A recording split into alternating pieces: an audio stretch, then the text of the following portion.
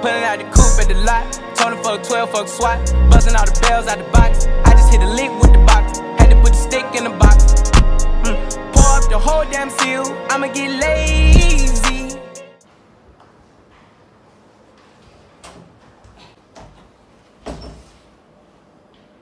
Sha, what's up? How are your classes going? No matter much I try, I just can't get anything done. Sounds like you have some stuff happening. Are you okay, Sha? No, I'm just really confused about what I need to know for class, and I can't seem to get going. I can still focus. I think you're stressed, right? Right now, I will suggest some tips on how to overcome stress. Yeah, that sounds great. If you don't mind, can you help me out? No problem, dude. Okay, right now we'll ask you some question. Do you have enough sleep at night? Not really. I work and study, so probably I just get 4 or 5 hours if I'm lucky. And what about your exercises? You should exercise at least 3 days a week, or if you're too busy, you can exercise on Saturday and Sunday. The only exercise I get is walking back and forth to the class. Okay, and my last question is, how do you usually cope when you feel uptight and stressed out? Well, in high school I used to run whenever I feel stressed, but now I just listen to the music. Okay, that's great. So now you know how to overcome your stress, right? Yes, thank you, Aliff. Okay, at the end of this video, I will include a video about causes of stress for you guys. Thank you. Cramming for a test? Trying to get more done than you have time to do? Stress is a feeling we all experience when we are challenged or overwhelmed. But more than just an emotion, stress is a hardwired physical response that travels throughout your entire body.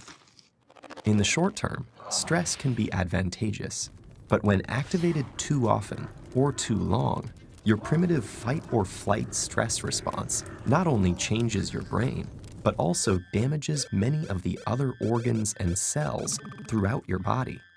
Your adrenal gland releases the stress hormones cortisol, epinephrine, also known as adrenaline, and norepinephrine.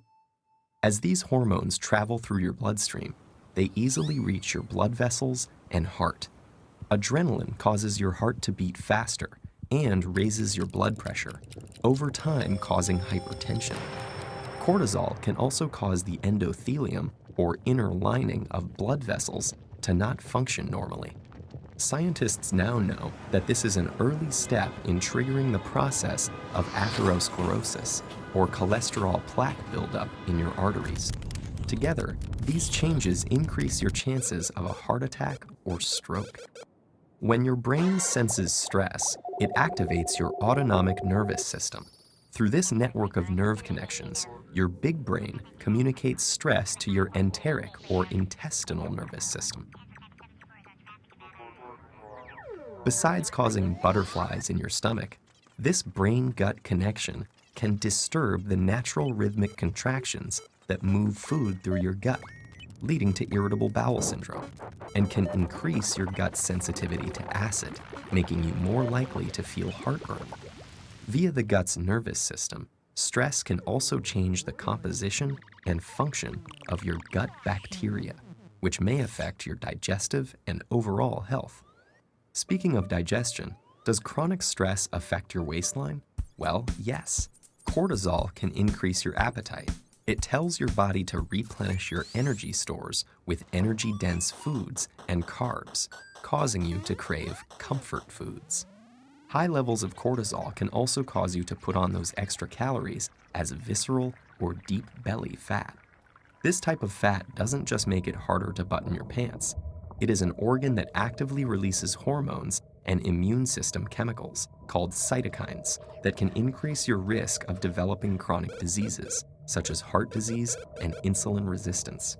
Meanwhile, stress hormones affect immune cells in a variety of ways. Initially, they help prepare to fight invaders and heal after injury. But chronic stress can dampen the function of some immune cells, make you more susceptible to infections, and slow the rate you heal.